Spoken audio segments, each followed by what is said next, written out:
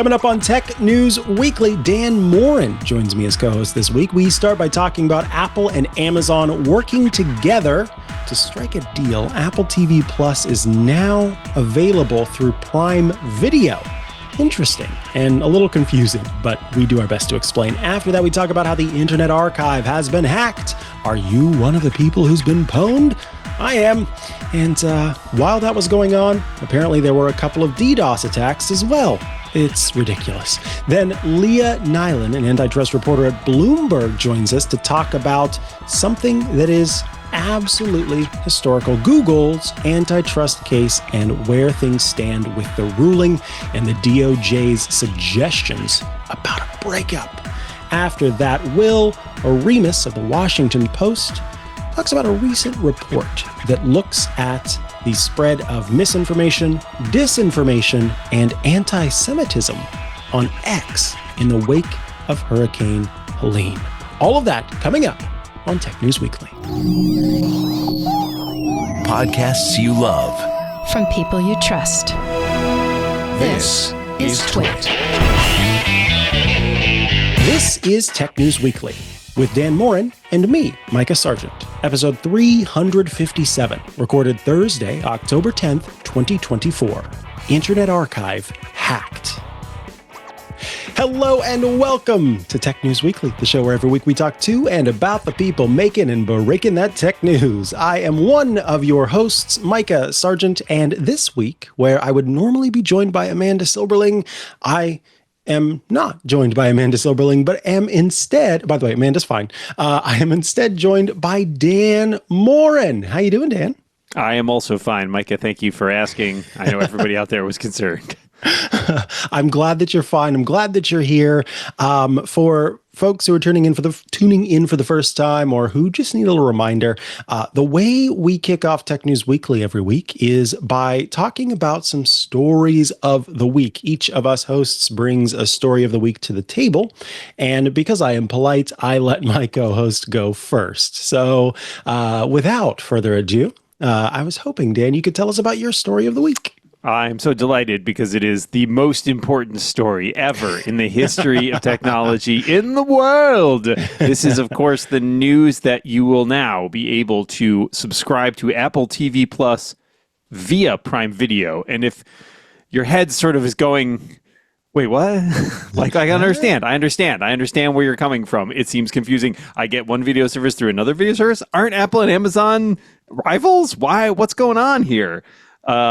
Yeah, I mean, all of that is true. I think what is clear from this deal, which is basically you will be able to go into your Prime Video app on whatever platform you are on and subscribe through there to Apple TV Plus, much as you might subscribe now to, say, I don't know, Max or Disney Plus or Hulu, any of these other services that often appear as sort of channels. You will now be able to do that with Apple TV Plus as well. As far as these two companies being rivals, yeah, they absolutely are, right? Prime Video, Apple TV Plus are arguably competitors in this space. However, if you happen to be an Apple platform user and have gone to the TV app on your Apple TV or your iPad or your Mac or whatever, you've probably noticed that you can actually, I believe, get Prime Video there as well. So the answer is all these services have a vested interest in getting as many subscribers on board as possible. And we call that services revenue, which is the name of the game right now. Apple in particular is really excited about services revenue. Why? Couple reasons. One, it's recurring, right? That's a huge benefit to all these companies. You buy an iPhone once. That's great, but you don't buy an iPhone for another several years. Apple doesn't get any more money off you. However, you sign up for Apple TV Plus and you pay $10 a month, and every month Apple is getting $10, which is pretty good. And you have to go through an extra rigmarole if you want to cancel or change your plan or whatever. So that is to the good. Even more to the point, though, is this issue of margins for these companies, right? You buy a phone from Apple and you may pay $700,000, $800,000, $900,000, but it costs money for Apple to build that phone, right? Apple is paying for literally all the parts that go into that, plus the assembly, the packaging, the transporting, the marketing, all of those things, and they add up. Apple's average margin on hardware is somewhere in the vicinity of 30%, which is not bad, but it's 30% out of a big pie. If someone offers you a pie and you're like, I'll take 30% of the pie, that's good, but it's not as good as more pie. This is a technology podcast in which we talk about pie. But on the other hand, their services margin is closer to 70%. So every time you give Apple $10, it gets $7 to just put in its pocket, which is to say, it's not like it doesn't cost money, right? Obviously, not only building the infrastructure for these things, the apps, the servers, but also actually filming and producing these shows and paying big stars like George Clooney and Brad Pitt or, Jason Sudeikis over on Ted Lasso. Like that all costs money for sure.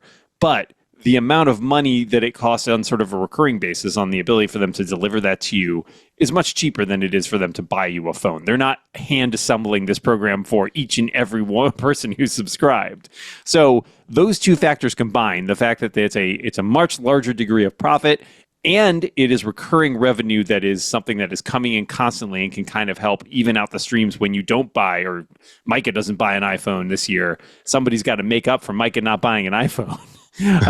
So yeah, I think both of those things are big explanations for why you see Apple making a lot of these deals with partners, and its goal is to have Apple TV Plus in as many places as possible so that you, the potential Apple TV Plus watcher, never have to worry about where you go to sign up. You don't have to worry about, do I need an Apple TV? Do I need an Apple device? Doesn't matter. It's on any and every platform that you can get access to. It pays them to be everywhere. Yeah, I think Apple's will have some work to do in terms of making that clear to the layperson.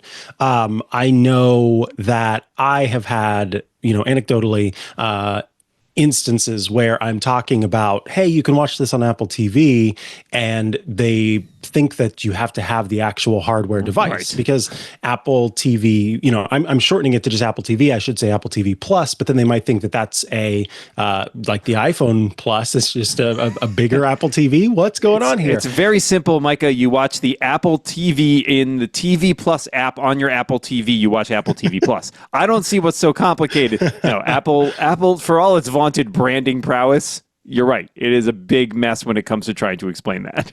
Yeah. And so I think that the company, in making these deals, TCL, for example, has an Apple TV Plus app on its TCL televisions that you can subscribe to it through that, or you can log into it through that. You see it across a bunch of different smart TVs. Sure, now, at this point, several set-top boxes. And so I think where Apple has a little bit of work to do, arguably, is in separating the history of the company of being such a tie between its hardware and its software, and thereby making it feel like, oh, I can't watch Severance unless I have an Apple TV. And of course, Apple will claim that, the best experience that you're going to get for watching Severance is through the Apple TV. So you should get an Apple TV. But there are parts of it that I'm excited about for more people to be able to watch the Apple TV Plus shows that are out there and get to, I guess, talk to them about that. But I think, there's some work to be done here. And I think the most interesting aspect of this is, yes, Amazon and Apple. In the past, we saw the sort of reintroduction, I guess, of Apple devices to Amazon's website, available for sale, some of them. And that was an interesting moment where the two companies said, okay, we can kind of cooperate. And then I believe the Apple TV app eventually started being able to, and by that I mean not Apple TV Plus. All right. Yep. Work on it. Figure it out. The Apple TV app called TV on the Apple TV, where you can look at upcoming content or stuff that you've watched before and kind of keep track of what's in your queue, what you've already watched. For a while, Prime Video didn't work there. Yeah. And that was kind of a frustrating thing. Netflix, for example, still doesn't work there. Yeah, still doesn't. Yep. Which is foolish and annoying, but that's an aside.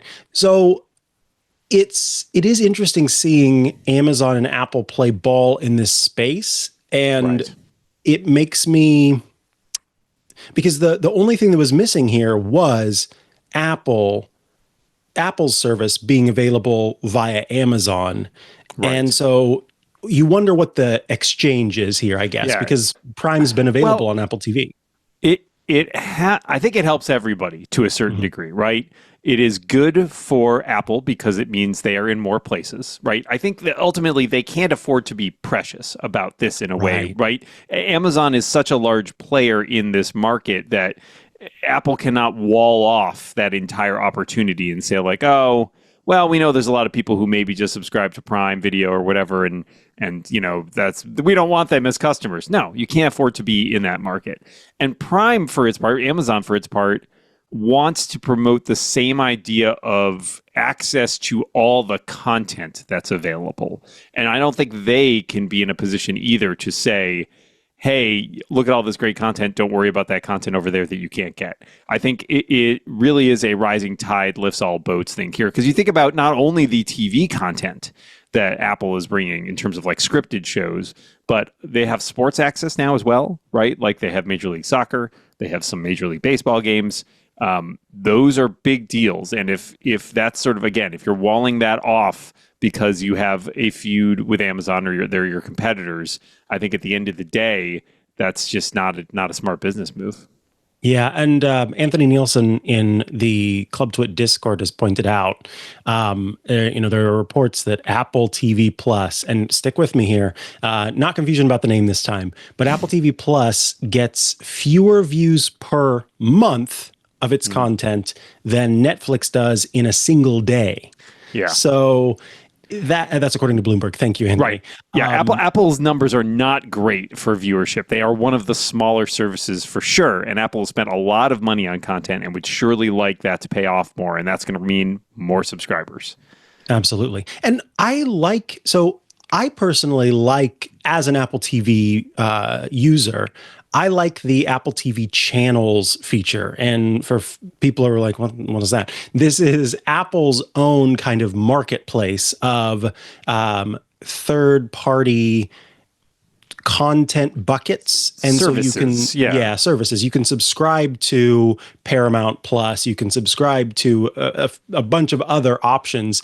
And what's great about it is, that it's well integrated with your Apple TV if you have one of those, and that, the up next stuff is going to work, but also that the subscriptions are all available as part of your Apple subscription. So you're able to kind of keep track of those. So if someone is not an Apple user and instead, is an Android user who, it's my understanding, a lot of Android users kind of look to Amazon as one of the options for the stuff that they do, not just to Google.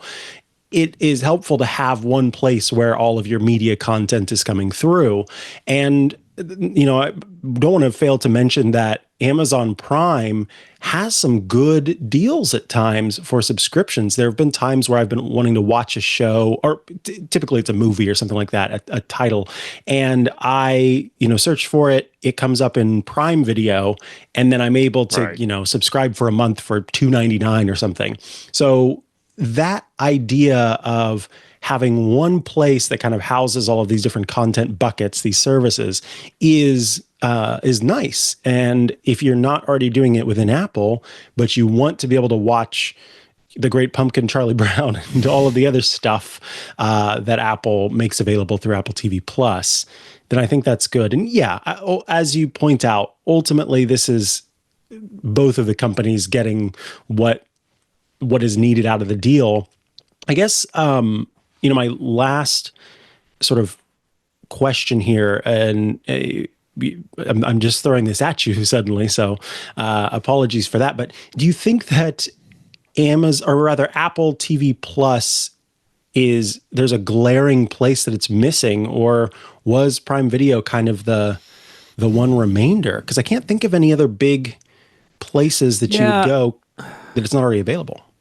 Right. I mean, and it's tricky too, because there's definitely the other sort of thing that's confusing here is there's the layer of within the video service versus on the platform, right? For example, like being able to subscribe to channels. You mentioned Paramount Plus, right, in the Apple TV app and the convenience of it.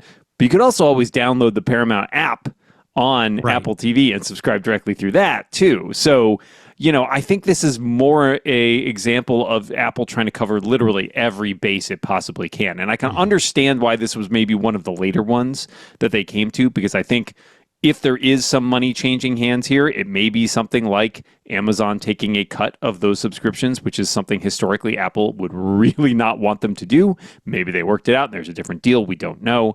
But I think, to me, it says the fact that we've finally come to this big player that's such a huge counterweight to Apple in a lot of markets tells me that they really have we've tried everything else. And if this is our last sort of major holdout, we might as well give that a go. Yeah, absolutely. All right, folks, we need to take a quick break before we come back with even more here on this episode of Tech News Weekly. We will take a break to tell you about our sponsor this week. Our first sponsor is Veeam, who are bringing you this episode.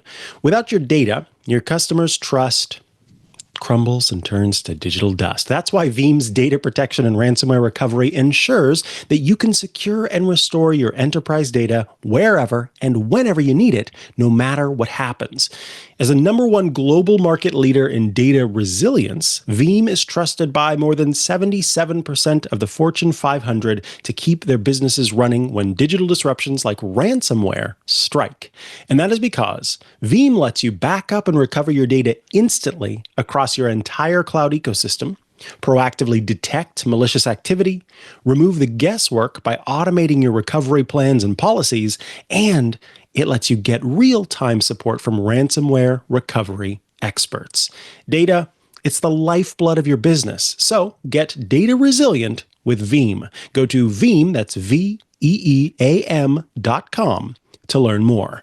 And we thank Veeam for sponsoring this week's episode of Tech News Weekly. Alrighty, we are back from the break, and that means it is time for my story of the week. I received an email from a very delightful service I use called Have I Been Pwned? And it was letting me know that I had indeed been pwned. If you are not familiar with the Have I Been Pwned service, it is a service that basically combs through the internet and finds different data breaches, looks at those data breaches, looks at the data that's made available, finds the contact information that you have made available to the service, typically email, and then lets you know via email that you are included in this data breach, that your data has been released somewhere online. And you can actually go to the Have I Been Pwned website and type in your email address and see the number of websites or services that have been pwned in the past, and your data has been made available there. So I get an email from them. I know, oh, great, here's another one that's involved. And I thought, I always think, okay, I'm not too concerned because I do use a password manager, so it's probably just the password for this site and this site alone. I'll be able to change it, that kind of thing. Well, I saw it was the Internet Archive, which is responsible for the Wayback Machine for people who are more familiar with that terminology. And the Internet Archive is an organization that aims to archive the internet, to keep history of the internet. And the Wayback Machine is a tool you can use to look at cached versions of websites. So as websites change over time, if you're looking for a previous version of that content, you can pop in a URL and see if it had been cached, aka kind of archived, stored in a previous version so you can view it. And the first thing I thought was, wait, I have an Internet Archive account? Because I'm just used to going to the Wayback Machine and typing something in. So I didn't even know that I could create an account, to be honest with you. But then I looked at my 1Password, and yes, I did indeed have an Internet Archive account. Well, here's the deal. Shortly after I got that email, I started to see news about Internet Archive. And it turns out that 31 million unique records were taken from the site. And so this database, this user authentication database, this is according to Bleeping Computer's Lawrence Abrams, included names, email addresses, password change timestamp, so you could see when the password had been changed over time, and then hashed passwords plus some other kind of internal data for the organization. Internet Archive, or rather, Bleeping Computer was reached out to by, and I'm sorry for that passive voice there, by a security researcher who did confirm, yes, this was my Internet Archive account. Yes, this was my password. Yes, it's, hashed here and it does show up. But here's the thing. Along with this breach that exposed the data of 31 million users, there was also at the same time, well, I shouldn't say at the same time, in the same span of time, a distributed denial of service attack, a DDoS attack. And this was done by a group, or it was claimed to have been done by a group called the Black Meta Hacktivist Group, who said, and I quote, "The Internet Archive has and is suffering from a devastating attack. We have been launching several highly successful attacks for 5 long hours, and to this moment, all their systems are completely down." They were able to briefly bring the site back up long enough to disable the JavaScript library that was responsible for, when you went to the Internet Archive website, a prompt popping up that said, and I quote, "Have you ever felt like the Internet Archive runs on sticks and is constantly on the verge of suffering a catastrophic security breach? It just happened. See 31 million of you on HIBP. HIBP, of course, is Have I Been Pwned?" So the JavaScript library was disabled, and there was also kind of they apparently did more with security. They said we upgraded security. But unfortunately, another DDoS attack happened right afterward. And so now if you go to archive.org, at least as of this morning, it is just displaying a web page that says temporarily offline. Internet Archive services are temporarily offline. Please check our Twitter feed. Interesting. For the latest information, we apologize for the inconvenience. So the site is not currently up.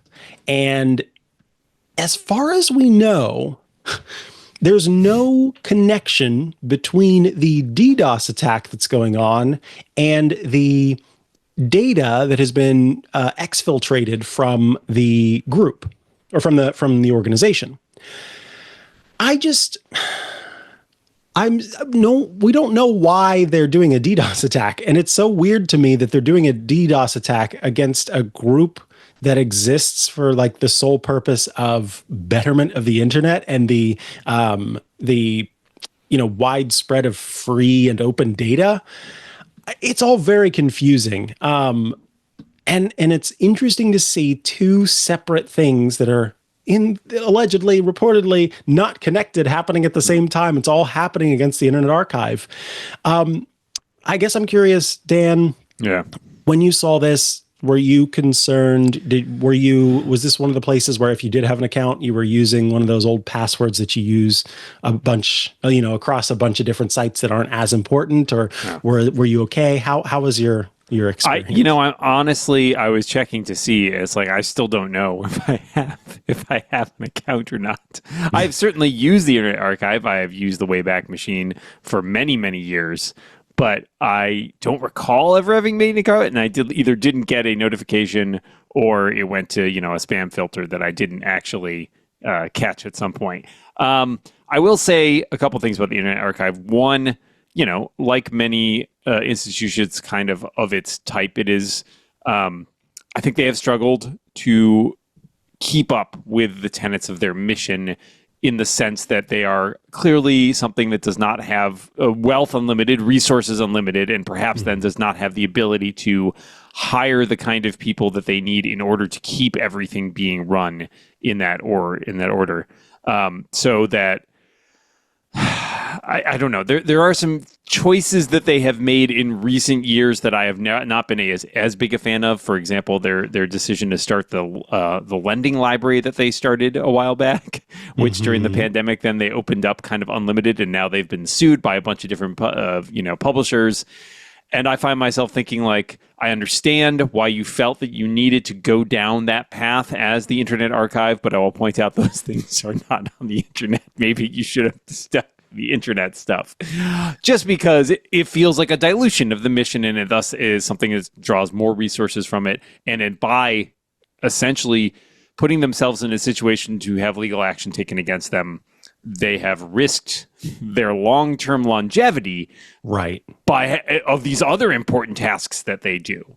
And I think their intentions are very good overall, and I have no qualm with that. I think some of their execution has been tricky, and I wonder if some of this has set them up for, people targeting them or them finding themselves in the crosshairs because people are upset about decisions that have made related to them or not. But, I don't know. Are you telling me that a coalition of book writers have gathered together and paid? I am not saying that. I am most specifically not saying that. I have no proof. But I think it is a issue where you have cases where, going from being something that was kind of a, perhaps little known or a site that didn't garner a lot of attention to something that is much more public and finding itself, with a lot of publicity about it, a lot of stories about it, just raises the profile of it as an attack target. And that's not necessarily, again, it's not their fault. In the same way that we saw increases in malware on Apple platforms when Apple platforms became more popular because it was just a bigger, more lucrative target to attack. So I wonder if by having the Internet Archive become a more prominent thing that more people were aware of, people who get their yayas out by attacking sites, taking down sites, hacking into sites, decided, oh, this is a prominent target and I'll get a lot of attention if I attack this target. And it may be a target that, as it turns out, was not as well secured, right? It's, if your comparison is, ooh, I could hack into the FBI because that'll really make my name. Well, the FBI is going to get annoyed if you do that and they have the resources to track you down. The Internet Archive, unfortunately, probably does not have the resources to go after you if you hack into their site. So I think it's unfortunate. I also saw a story related to this in which I gather the archive had a quote unquote glitch earlier this year that resulted in the deletion of a lot of accounts. And some people tried to get basically get in touch with them to get more details about that, and they never responded. Which is also not a good look. / maybe they're just overwhelmed, maybe they're overworked, maybe they don't have enough resources. All of these things can be true. So at the end of the day, my feeling is the Internet Archive is an extremely valuable resource. We should protect it in so much as we can. But it is also challenging because we live in a world where people don't necessarily want to pay the money or support the causes that are valuable because they just don't. Wikipedia has the same problem, right? So, I think the last thing I'll say about it too is that we can't discount the very loud, very well-known voices that regularly encourage the dislike and more of journalists and the media. Yeah. And this is a tool that is used by especially tech and surrounding area journalists all day, every day. Yeah. And the idea that not only is their data exposed, but also the tool that they use regularly is unavailable to them. Sure. Yeah. That I wonder if that could be a motivation as well. Again, this is speculation as much as my joke about book authors, gathering together. I'm also going to tell you, book writers don't have enough money to hire. No, you can't pay whatever it was called, whatever Meta? the Black Meta. Black Meta. We don't have the money for that. I'm sorry. Well, Dan, I want to thank you so much for taking the time to join me today on Tech News Weekly. Of course, folks can head over to sixcolors.com to check out the stuff you're writing on the reg. But where else should they go to keep up with what you're doing and to get your books? My books that are in no way funding any sort of illicit activity. You can find me on pretty much every social media platform, Blue Sky, Threads, Mastodon, at Moren in some variety or another. Also, my website is dmoren.com, helpful to remember, DMOREN, which has all of the information about my podcasts, including Clockwise, which I host with Mikah every week, a bunch of other shows, and my science fiction novels, the most recent of which is The Armageddon Protocol, which came out just a couple weeks ago, and you can find at fine bookstores everywhere. Awesome. Thank you, Dan. Thanks, Mikah. Alrighty, we're going to take another quick break before we come back with an interview about where things stand in the Google Antitrust case. But first, let me tell you about US Cloud, who are bringing you this episode of Tech News Weekly. US Cloud is the #1 Microsoft Unified Support replacement. Had a chance to talk to the folks at US Cloud and learn about how what they offer is so much better than what you can find elsewhere when it comes to Microsoft Unified Support. US Cloud is the global leader in third-party Microsoft Enterprise support, supporting 50 of the Fortune 500. Switching to US Cloud can save your business 30% to 50% on a true comparable replacement for Microsoft Unified Support. And I feel like that's them being humble when we talk about comparable, because from what we heard when we talked to them, these folks are on it and they are ready to help you out in a way that you may not experience when it comes to Microsoft Unified Support. US Cloud supports the entire Microsoft stack 24/7, 365. Here's where we go. Responds faster and resolves tickets quicker for clients all around the world. And you always, love this, talk to real humans. Check out the proven track record for US Cloud. Expert-level engineers with an average of 14.9 years, and that's for break-fix or DSE. 100% domestic teams, so your data never leaves the US. Financially backed SLAs on response time, and initial ticket response averages under 4 minutes. In 2023, 94% of US Cloud's clients reported saving 1/3 or more when switching from Microsoft Unified Support to US Cloud. From Fortune 500 companies, large health systems, to major financial institutions and federal agencies, plus my alma mater, US Cloud ensures that vital Microsoft systems are working for more than 6 million users globally every day. There are big brands that trust US Cloud. You're going to know these names: Caterpillar, HP, Aflac, Dun & Bradstreet, Under Armour, and KeyBank. Even the IT folks at Gartner have chosen US Cloud for their Microsoft support needs. A director of information technology says, and within an hour, US Cloud responded with, I want to say, 4 engineers. So not only did they bring the right guys to the call, but they brought the cavalry. I just felt like, wow, that was amazing. That was unlike anything I had experienced with Microsoft in my 8 years of being with Premier. We made the right choice. When it comes to compliance, no one gets it more than US Cloud. ISO, GDPR, ESG compliance are not just regulatory requirements, but actual strategic imperatives that drive operational efficiency, legal compliance, risk management, and corporate reputation. These standards foster trust and loyalty among customers and stakeholders. They attract investment and, of course, ensure long-term sustainability and success in a competitive global market. So, here's what you need to do. Visit uscloud.com and book a call today to find out how much your team can save. Anybody who's looking to save money over that Microsoft Unified Support, you've got to check this out. uscloud.com to book a call today and get faster Microsoft support for less. Thank you, US Cloud, for sponsoring this week's episode of Tech News Weekly. Alrighty, we are back from the break, and now it's time for that interview I promised you. Joining us to help us understand where things stand with the Google antitrust case, it is Bloomberg's antitrust reporter, Leah Nylen. Welcome to the show, Leah. Thanks for having me. Yes, it's a pleasure to have you here. So let's just kick things off with the big question. Can you help us? Can you explain the significance of the DOJ considering a breakup of Google? How does this compare to past antitrust actions against tech companies? And, is this novel, or have we seen something like this before? Yeah, so this is a pretty historic recommendation.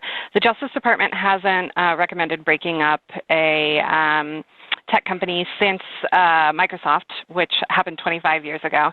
And the U.S. hasn't actually broken up a company since 1984 when they did it with AT&T. So this would be something that hasn't happened in 40 years if it actually does go through. Wow. Okay. Yeah, that's that is huge. That is huge. I'm sure for you. Actually, I want to ask you. As an antitrust reporter, were you waiting with bated breath, just wondering what was going to happen next? How was that experience for you in hearing about a breakup? Was it kind of like, sound the alarms, light the lanterns, something wild is happening? What was that like? Yeah, it was pretty fun, actually, because we're the antitrust nerds. There are very few of us, but we're mighty. But this is like a historic event for us. As I said, this hasn't happened in my lifetime. So it's sort of like a once-in-a-lifetime event, especially, because they haven't done it in so long. As I said, they tried with Microsoft, and they ended up eventually accepting a settlement that didn't require a breakup. So, we haven't seen this in a very long time. Wow. So in the article, you talk about how there are multiple potential remedies rather than going the way of a breakup, like couples counseling. No. What are some of the other options that the DOJ is considering, and how would those impact Google's business versus something like an actual breakup of the company? Yeah, so the Justice Department's filing, they described it as sort of like a menu of options that they're giving the judge, who will ultimately make the decision as to what to do. So the breakup is sort of like on the one side, the most extreme. In the middle, we have another one that they had recommended, and that would be to require Google to sort of share its index, which means sharing all of the data that it collects on the internet to help make its search results and also help make some of its AI products. And the Justice Department says that they think that is a good option because it would help rival search engines, but it would also help, small companies that are trying to get started in the AI business because, one of the big things that hampers folks is getting access to the data to build the models. And this would sort of help with that. And then they had a couple more options that were more minor. Of course, those are the ones that Google has said that they really like, and that's just to sort of unwind a couple of these contracts that they had with other companies. Like they were paying Apple and Samsung and some other companies billions of dollars a year to make Google search the default on web browsers and phones. And so Google says, we can just get rid of that requirement and sort of move from there. The Justice Department doesn't just want to do that because they say, that was the illegal conduct. We're going to get rid of that, but we also need to do something to sort of remedy what has allowed Google to maintain or to gain its dominance and then maintain it over the years. Okay, yeah. This is interesting that there are several different options here, but that there's it's cool, I guess, to see that it's not just about where we've seen kind of, I feel, law rulings in the past. It's been about slaps on the wrist or bigger slaps on the wrist. I don't know what you would call those, but breaks of the wrist, I guess. But this is about not just sort of, making a company behave by threatening it with something, but about actually getting at the root of something and pulling it apart, figuring out what needs to change so that it doesn't continue to happen or happen again. And you did write that Judge Mehta ruled Google broke antitrust laws in online search and search text ads markets. Can you kind of talk about the key issues in those findings in particular? Yeah, so search, everyone knows what search is. You go to the thing, you type in your thing, it gives you the results. The search text ads are the ones that sort of appear at the top of the page. Advertisers pay billions of dollars a year for those advertisements, and Judge Mehta found that Google has sort of carte blanche to over how much it charges those advertisers because they really feel that there's no other option. When you go to a search engine, you are oftentimes looking for information. You might be looking for information about a specific purchase. So advertisers really want to get in front of you right then because you are thinking about buying something. And there's really, in their view, sort of no substitute for these advertisements. And that, this is actually Google's core business. This is where it makes 2/3 of the money that fund the company. So the Justice Department was pretty happy with the finding that not only had they monopolized search, they had monopolized these ads because, if you want to change a company's business, you really do need to get at where it's getting its money from. And so some of the suggestions that they made in this also do relate to the advertising market. They made some specific recommendations there, such as giving advertisers a lot more information about where it is that their ads are actually appearing. When advertisers go and buy stuff from Google, Google doesn't actually give them like a detailed list of you appeared in this many searches and like this is what people were searching for. They give them like sort of an overview of where they were spending the money. But the Justice Department said you really should be like giving people a receipt, like we appeared in this many searches and things like that, and allow them more controls over which ads they appear in and which they don't. So there are some proposals in there that would get towards this side of the market as well. Interesting. Now, this isn't Google's only set of ongoing issues when it comes to antitrust actions. So tell us about kind of the other stuff that's going on. With your experience, do you think this is going to have an impact on those other cases like the one it has with Epic Games and the display ads case that's a completely separate thing? Yeah, so in the U.S. there are the three sort of big cases. The one is this one that's focused on search. The second one is the one that you mentioned involving Epic Games and a bunch of state attorneys general who also sued over related things. And that one involves Google's Play Store.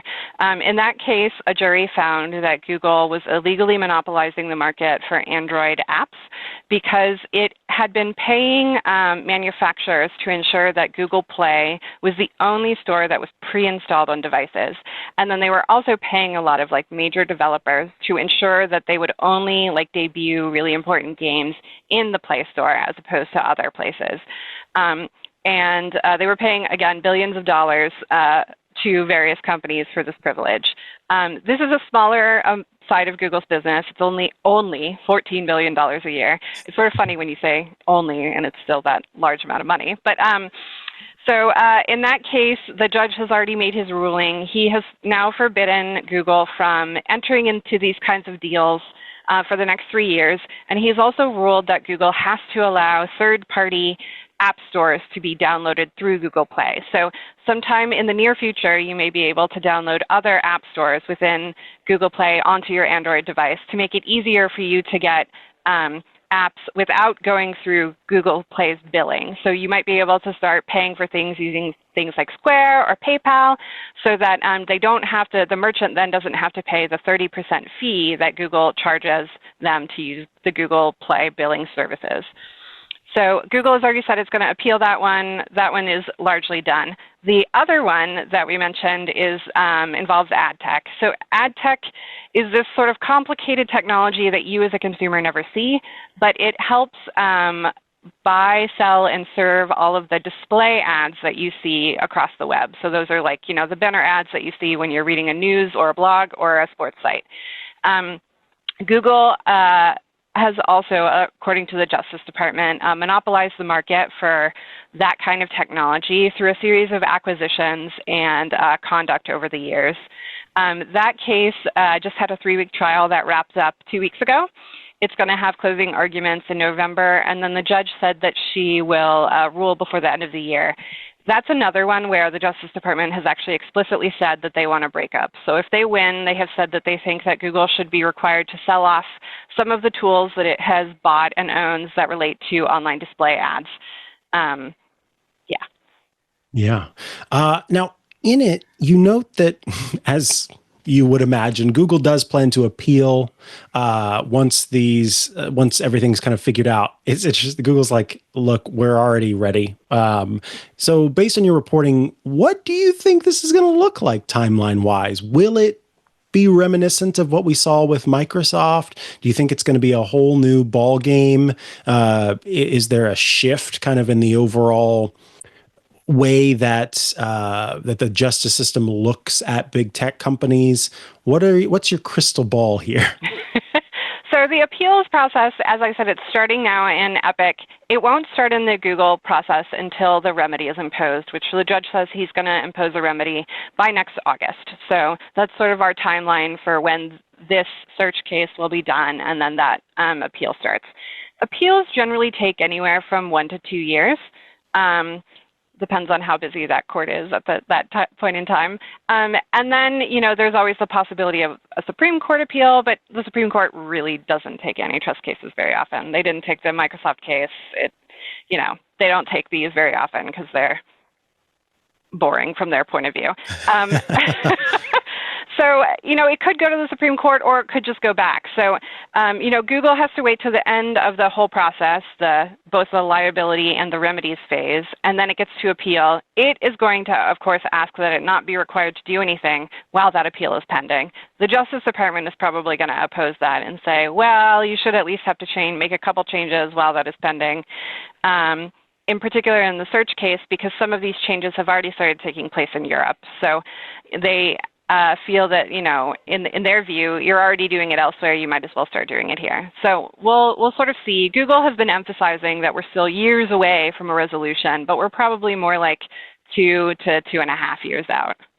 Understood. And then one more kind of crystal ball question here. And really, every time I bring up a question like this, there's a little bit of understandable hedging involved, but it's an honor to get to talk to people who are very versed in the work that they do specifically. And so more I'm asking from your perspective as an antitrust reporter, as someone who focuses on this stuff regularly, given the complexity of Google's business, what challenges do you foresee in implementing a potential breakup or other structural changes to the company if one of these other remedies plays out and the appeals process doesn't work out in Google's favor? Yeah. I mean, Google has already actually started talking about some of the things that it thinks would be sort of technical challenges if it would be required to be broken up. For example, Android and all of the App Store and stuff, these are like software, but they run on Google's machines. So if it's required to divest it, you're going to need somebody else who has a lot of servers that can devote to this. And there actually aren't that many other companies in the world that have the sort of computing power that would be necessary to sort of host all of this stuff. I mean, you have Microsoft, you have Amazon, but do we really want to be giving them, this other major business? They've also, in some cases been accused of being monopolies as well. It's a little bit complicated about who might be able to buy this, or if it were spun off into a new company, like how much of Google's existing stuff does it get to take with it? That is, pretty hard to figure out. I mean, the other thing is, we were talking yesterday with analysts, and, they said Google's future is a lot in AI. The Justice Department is looking at putting some of the limitations in what they can develop with AI because so much of the data underlying its AI models came from search. And their argument is, if you monopolize this market, you shouldn't really get to take the fruits of that illegal behavior and move it to a new place. So it could be, pretty, I guess, catastrophic for Google, depending on what the judge rules, if he does place limits on their development of AI. Wow. Wow. Leah, I want to thank you so much for taking the time to join us today to talk about what's going on. Clearly, you and the other small group, I don't know if you gather together every year as antitrust reporters to hang out and talk about this, but I know there'll be much more to continue to watch as things kind of unfold. And we hope to have you again on in the future to give us the latest when that comes. Of course, folks can head over to Bloomberg.com to check out your work. Is there anywhere else they should go to keep up with what you're doing? I am still vaguely on X and also Blue Sky. Awesome. And what's your username there? At Leah Nylen. So awesome. You can find me. All right. Thank you very much for your time today. We appreciate it. Thanks for having me. Alrighty, folks, we're going to take a quick break before we come back with our final interview of the day. I want to tell you about Melissa, who are bringing you this episode of Tech News Weekly. Melissa, they're the data quality experts since 1985. Whether you need the full white glove service or just the nuts and bolts, Melissa is the best for your enterprise. And as far as I'm concerned, even for an individual, because I use Melissa's online lookup service all the time. Melissa has helped more than 10,000 businesses worldwide harness accurate data with its industry-leading solutions processing more than 1 trillion address, email, name, and phone records. Melissa offers integrations and apps and platforms and spreadsheet editors such as Microsoft 365, Google Sheets, Dynamics 365, Esri, Stripe, and Shopify. And Melissa makes it easy for you to cleanse and standardize your data within popular platforms you're already using to help improve ROI, optimize business efficiency, and elevate the customer experience. Yeah, because I know when I get like 3 emails from the same company for some reason, or 3 magazines in the mail for some reason from the same company, that's kind of annoying on my end, and it's costing the company on the other end money. So be sure to check out Melissa Marketplace, where you have an on-demand access to premium third-party data to improve campaign performance, enhance data visualization, and drive better business decisions. Some of the resources you can choose from include consumer, property owner, and business contact data by industry, by location, by job title, and more than 400 other attributes. Also, global address database. It's a list of 200 plus million verified USPS addresses and coverage for 40 plus countries. USPS carrier route and boundaries as well, zip code data, parcel boundaries, plus other location data for the US and Canada. Melissa now offers transparent pricing for all its services, so you can eliminate that guesswork when you're estimating your business budget. Melissa's services use secure encryption for all file transfers and an information security ecosystem that's built on the ISO 27001 framework. They also adhere to GDPR policies and maintain SOC 2 compliance. So get started today with 1,000 records cleaned for free at melissa.com/twit. That's melissa.com/twit. And we thank Melissa for sponsoring this week's episode of Tech News Weekly. All right, we are back from the break, and that means it's time for our second interview of the day. This time, we are talking about, well, disinformation, misinformation, and anti-Semitic attacks on X. Joining us to talk about a recent report about all of this is the Washington Post's Will Oremus. Welcome back to the show, Will. Yeah, thanks for having me. Yeah, so in your piece, you talk about a report that touches on the concerning trend of anti-Semitism being incorporated into misinformation about breaking news events. It's kind of like it's a trend right now. Can you talk about how this manifested in the aftermath of Hurricane Helene? Yeah, so in the aftermath of Hurricane Helene, there were all kinds of falsehoods swirling online. First about the nature of the disaster itself, but then even more prominently about the government response to the disaster. And as a lot of the criticisms, I'm sure there were valid criticisms of the government response, but as those started to get mixed up with politically motivated criticisms and outright conspiracy theories, some of them took on a blatantly anti-Semitic tone. There were a lot of personal attacks on the mayor of Asheville, North Carolina, who's Jewish, on the public affairs director for FEMA, Alejandro Mayorkas, the Homeland Security Secretary. And some of them were quite nasty, and they were circulating mostly on X, formerly Twitter. And they went pretty viral. I mean, this wasn't a niche or fringe kind of thing.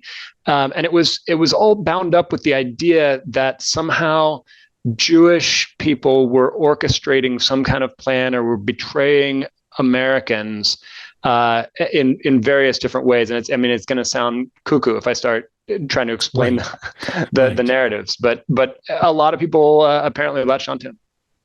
Yeah, and you talk about how these posts on X received significantly more views than official FEMA communications. I think it's a little obvious, this question, but I do want to ask it just for the sake of kind of understanding and breaking this apart. What implications does this actually have for emergency response efforts? I think some people would claim maybe that, well, you shouldn't be going to X for your information anyway, but this does have an impact. Yeah, it does, because Twitter over the years had become a go-to for public agencies to get out information quickly. Partly directly to the public, but honestly, it's partly because so much of the media is on there or was on there. They knew that if they put out a blast on Twitter, that all the local reporters would see it right away. They would disseminate it through their channels. The word would get out.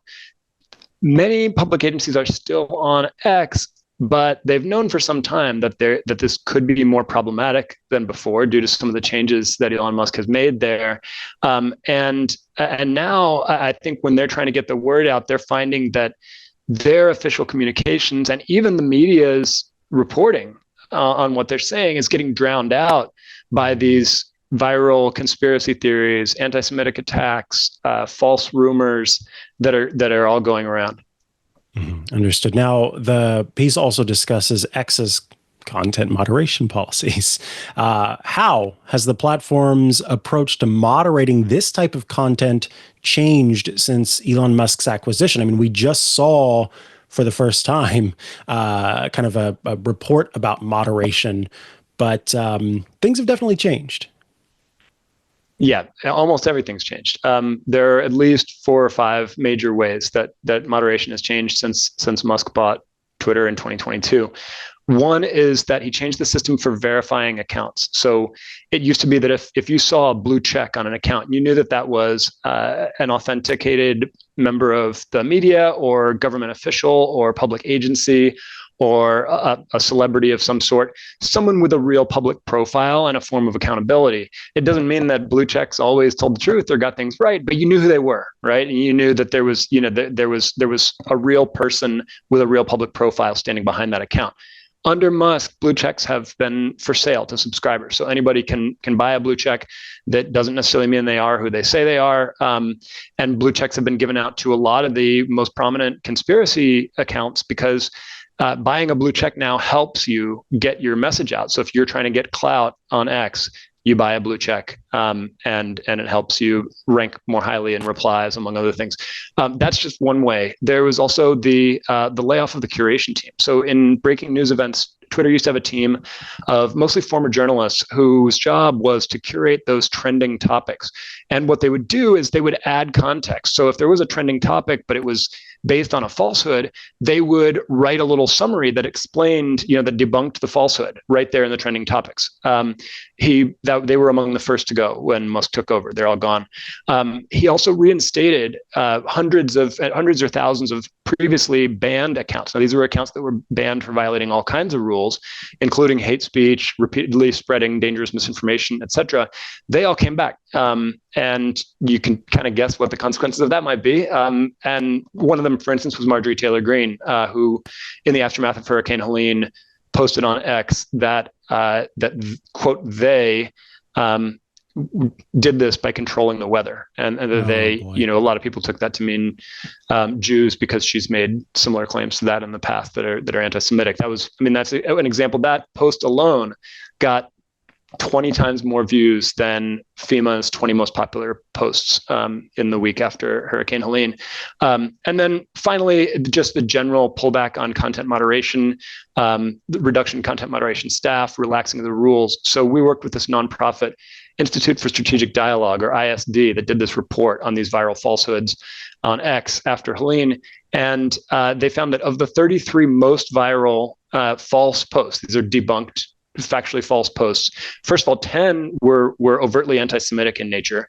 The 33 posts between them got 159 million views on X. And after 24 hours, after they had found these 33 posts, all 33 were still up. None had been taken down, even the ones that were blatantly anti-Semitic and included hate speech. In that, you also talk about how some officials fear for their safety due to these online attacks. Can you talk a bit about that and how these threats are affecting the ability of emergency management officials to do their job? Yeah, I mean, look, if you're a public figure, you're going to get criticism, and that goes with the job. But having millions of people call you out for being Jewish and imply that you're not loyal, you're not a loyal American, or that you're committing treason is what some of them said. Some of them made references to their noses and facial features. I mean, that's not typically part of the job. That kind of stuff has sort of been kept to the fringes of social media generally, but it's now gone fairly mainstream on X because there's no penalty, there's no disincentive, and there's a fairly receptive ecosystem of people who will amplify those types of posts. Probably some of them bots, to be honest. I mean, that's a hard thing to measure. So that's unfortunate for them. But I think the bigger issue here is not woe is me for the public officials. It's the trust of the people who they're trying to help. Right. I mean, if you're in bad shape after a hurricane has washed out your town, cut off your cell service to your internet, and you're being told that the people, that FEMA or that your governor or whoever is going to seize your property, or that they don't have any money because they spent it all on migrants, or that they're trying to replace American citizens with people of color, and in this wild great replacement theory. I mean, you might not know who to turn to. They might offer help. You might not accept it. You might, when they ask you to evacuate because a hurricane's coming in Florida, which we just saw, you might not evacuate because you don't trust them. But what if they come in and they're going to bulldoze your town and mine it for lithium, which is another one of these viral false claims about what the government responders were doing. So I think that's the real tragedy, is that it's the people who are hurt most are the people who believe this stuff, and then as a result don't seek the help that they critically need. Mm-hmm. And this is a little bit of not a curveball per se, but not one of the sort of questions that I had originally. Does the ISD report or any of the research that you've done provide any indication as to the goal? Like, who benefits from any of this misinformation? Because it is potentially resulting in the death or the harm or some other thing of the people who are most likely to believe what's being said here. So what does anyone get out of disinformation to this level? And has that been studied at all?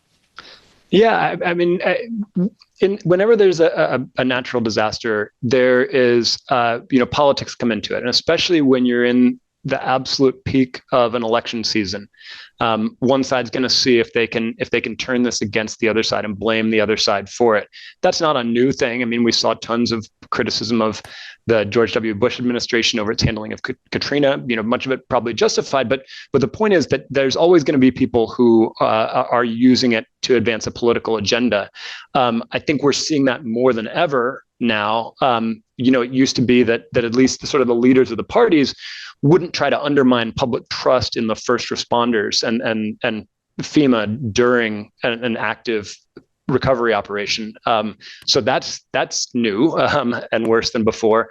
The other thing is, honestly, I think some people are just doing it for clout. Some people have realized that if after a disaster, people are scared, they're worried, they're confused, they are looking for a way to make sense of everything.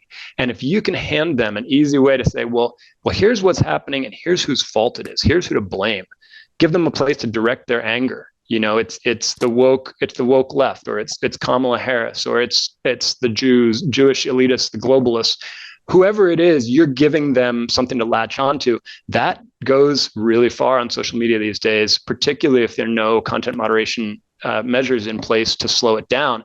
And so, again, I mean, the virality of these falsehoods is a testament to the fact that if you're an account that wants to get attention for your brand, drive people to your podcast or sell your, shill your stuff that you have on offer, peddling these conspiracy theories could be a really profitable way to do it. Understood. You talked a lot about the kind of most concerning trends of the ISD report. Was there anything that you wanted to bring up that we didn't talk about throughout the interview that this ISD report found? Well, I think one of the things we were focused on Helene and that story, but one of the things when you look at Milton, I mentioned earlier the concern that maybe people won't evacuate if they don't trust the government. I think just in general, it's one thing to be skeptical of the government and to criticize the government. We journalists do that all the time. It's our job, hold them accountable. But when you have people believing that the folks in charge are fundamentally un-American or disloyal or treasonous, I think that's a bigger problem that doesn't just get easily unwound. And it's something that's going to keep rearing its head, and probably the consequences will resonate from that for a long time. Understood. And then last but not least, when you've got something like this that ultimately I think leaves people feeling frustrated and like, there's what does one do? Have there been any suggestions for solutions or strategies to combat this intersection, in this case, especially of misinformation and anti-Semitism during crisis events, and what people are going to do going forward for the next hurricane, the next earthquake, the next fire, whatever it happens to be? Yeah, one possibility you brought up earlier is maybe everybody should just get off X. But if you're a public agency, you're trying to reach people wherever they are, and you don't necessarily have the luxury of taking a principled stand and saying, well, I don't want to be part of this network if that's where a lot of the word is getting out. But I do think when I've talked to public agencies across the country, they're looking at alternatives. They're looking, well, can we get our residents on a text message blast? Are there other apps that are purpose built for getting out the word in emergencies? You have some of these in California for the wildfires. And then you have government officials looking to be more proactive. FEMA put out a website trying to debunk all the false rumors that are out there. You have Biden out there now, calling people out for spreading falsehoods. So they're trying to take their message straight to the public, and they're also trying other platforms. So we reported yesterday on the White House joining Reddit. They launched a Reddit account partly because they see Reddit as maybe potentially a better place to get out reliable information, particularly because Reddit is now ranking very highly in Google search results. So when people go looking for information on Google, often they're turning to Reddit to get good answers. So the White House is going to see if maybe that's a place where they can reach people and debunk falsehoods or clear up misunderstandings. Understood. Well, I want to thank you so much for taking the time to join us today to talk about what's going on here and, keeping an eye on this. Of course, we can go over to WashingtonPost.com to check out the work you're doing. Is there anywhere else people can go to keep up with what you're doing online? Yep, I'm Will Oremus on Threads and on Blue Sky and on X, and feel free to follow me on any of those. I'm less active on X these days, but I still keep up with it because it's my job. Understood. I'm right there with you. Thank you so much for joining us today. We appreciate it. Thanks a lot, Mikah. Alrighty, with that, we have reached the end of this episode of Tech News Weekly. The show publishes every Thursday at twit.tv/TNW. That is where I said W, like I'm back in Missouri, TNW. That's where you can go to subscribe to the show in audio and video formats. I should also mention that if you'd like to get every single one of our shows ad-free, just the content, well, check out Club TWiT. Just $7 per month gets you every TWiT show with no ads, just the content. You also gain access to the TWiT Plus bonus feed that is extra content you won't find anywhere else, behind the scenes, before the show, after the show. Special Club TWiT events get published there, and access to the members-only Discord server, a fun place to go to chat with your fellow Club TWiT members and also those of us here at TWiT. We'd love to have you join the club and get those awesome benefits. Plus, you also get the video versions of all of our Club TWiT exclusive shows and access to some fun kind of pop-up events that take place from time to time, like Mikah's Crafting Corner, where folks join me for a kind of cozy, laid-back event where we all work on crafts and just talk about what's going on. So, Love to have you join the club again. twit.tv/clubtwit. If you'd like to follow me online, I'm at Mikah Sargent on many a social media network, or you can head to chihuahua.coffee. That's CHIHUA.coffee, where I've got links to the places I'm most active online. Be sure to check out the shows that are published later today, including iOS Today and Hands on Mac. And tune in on Sundays, where I host Hands on Tech, a show where I take your tech questions and answer them, and also do tech product reviews. Thanks so much for joining us today on Tech News Weekly. I'll see you again next week. Bye-bye.